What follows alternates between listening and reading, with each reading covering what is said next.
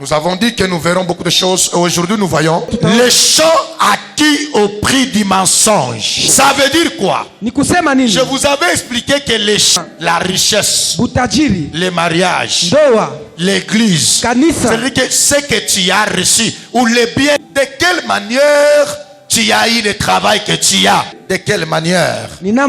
Tu as eu le mariage? De quelle manière? Tu as eu le contexte que tu as utilisé. Nous disons aujourd'hui les champs acquis au prix du mensonge. Répète avec moi, allez-y. Les champs acquis au prix du mensonge. J'ai pas bien écouté. Les champs acquis au prix du mensonge. Ça va mes frères? Le mensonge c'est quoi? Bongo ni nini? C'est le fait un jour. Écoutez, ne commettez pas l'erreur qui dit que à tout prix, les champs acquis au prix, il a arrêté dans son mensonge. Mon fils, arrête de mentir. Acha kulanda. À la fin de cet enseignement, tu comprendras que le mensonge est un grand et ça va te faire rater le ciel. Dès lors que le chrétien a abandonné l'impudicité, il pense qu'il commence à craindre Dieu. C'est là que je vous ai enseigné pendant 6 mois. Le thème était quoi? Je vous avais expliqué que la crainte de Dieu c'est un vaste terrain. Peut-être que toi tu crains Dieu parce que tu ne fais plus l'impudicité. C'est un domaine dans lequel on voit la crainte de Dieu dans ta vie. Mais il y a encore d'autres domaines. Mentir, c'est l'absence totale. Alors, il existe 3, sinon je peux dire 4. Je peux avancer. Deuxième mensonge. Mentir dans l'espoir de t'attirer la sympathie des gens en donnant un faux témoignage sur lui. Mentir sur quelqu'un de t'attirer la sympathie des autres en donnant un faux témoignage. J'ai suivi sur internet, il prêchait. Mentir sur quelqu'un dans l'espoir de t'attirer la sympathie des autres en donnant un faux témoignage sur la personne là.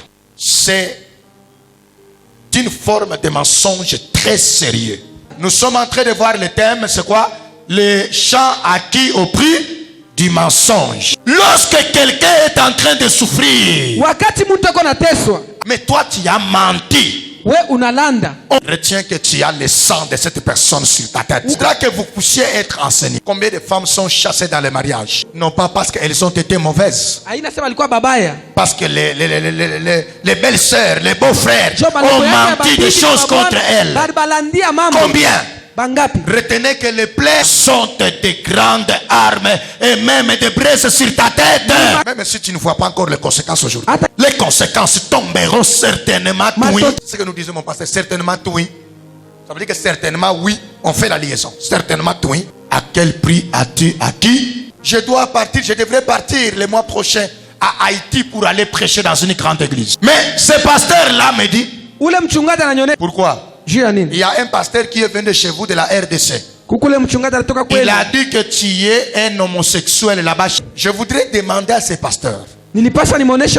J'ai couché avec lui ou avec...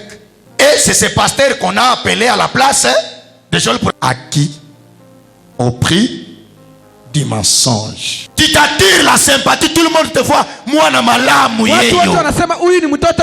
Est-ce que le ciel t'apprécie comme ça? Lorsque, chers enfants, n'ayez pas ce que nous on appelle en pédagogie les complexes de Caïn. Même dans les églises, il y a ces complexes de Caïn. L'enfant, lorsque sa mère vient d'avoir un autre enfant, vous savez, non? En 3e primaire, j'ai enseigné Ojuku a un nouveau bébé. C'est ça le titre. Qui s'en souvient? Ojuku a un nouveau bébé. Ojuku, jalouse de sa propre petite sœur, âgée de 3 ans, Ojuku, jalouse de sa propre petite sœur, dit à sa maman, regarde ce bébé. D'ailleurs, il bave. D'ailleurs, il a une grosse tête. Maman, regarde, quand il travaille, il plaît. Maman, souvent ce bébé fait caca. Tout ça pour que maman puisse avoir la haine contre juu mama yake amuchukie. C'est ce qu'on appelle en psychologie le complexe de Caïn. Caïn, celui qui a le complexe de Caïn, il est prêt même à mentir pour qu'on puisse haïr l'autre. Surtout les femmes qui vivent dans la rivalité, surtout au travail. Tu ne donnes qu'un mauvais rapport sur l'autre pour qu'on t'apprécie, toi. Mais retiens que tu n'auras jamais le poste que tu avais voulu avoir. Et toi qu'on est en train de mentir, ment sur toi, que le Dieu de justice se lève. Combien sont les prophètes dans des églises où vous aimez entrer, qui vous donnent des prophéties mensonges pour attirer toi, te séparer avec ton mari? Les gens acquis au prix du mensonge. Et il te demande de donner l'offrande. Et il vous donne, les gens donnent.